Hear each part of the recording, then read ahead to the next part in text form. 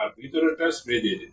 আর infection কমার জন্য আমি 1 লাখ করে খাওয়ার ওষুধ এটিও আমি টাকার ভিতরেই, আলাদা যে ওষুধ দিব সেটাও ওই টাকার ভিতরেই ইয়ে, মানে ওনার টোটাল খরচ করতেছে 1700 মতো। ওনাকে একটা স্প্রে দিতেছি, আর ইনফেকশন কমার ওষুধ দিতেছি, ব্যথা কমার ওষুধ দিতেছি, সুগারের ওষুধ দিতেছি, সব একসাথে। এটা যদি অপারেশন করা হয় 40,000 টাকা লাগবে। আপনি যদি সরকারি করেন 5-7 হাজার টাকা, আর যদি প্রাইভেটে করেন অবস্থান বুঝে ওষুধ ধরাতে করলে একরকম, তো রংপুরে করলে একরকম, মানে ময়মনসিংহ করলে একরকম। এটা হলো স্ট্যাটাস। আপনার ভালো একটা জায়গায় করলে 1 লাখ টাকা উপরে লাগে, আবার একটু নেমে করলে 50-60 হাজার টাকা, আর একটু নেমে যান 800 কম লাগবে। সরকারে গেলে 500, মানে এটা জায়গা বুঝে আপনি বুঝে নিতে হবে বাবা দিতে চিকিৎসা। তাহলে কি আপনার কি বিশ্বাস হয় যে অপারেশন ছাড়া চলে যাবে নাকি?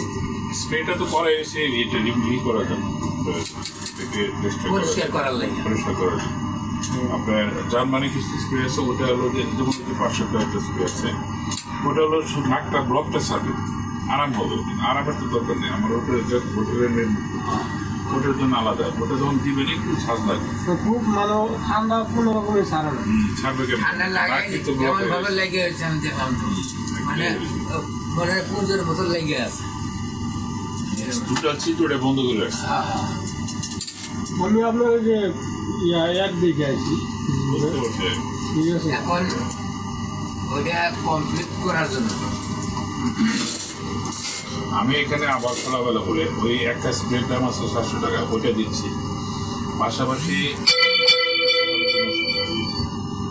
পলিপ লাগাবো, যে পলিপের যে একটা ওষুধ সেটা দিচ্ছি, এবং আপনার হলো এই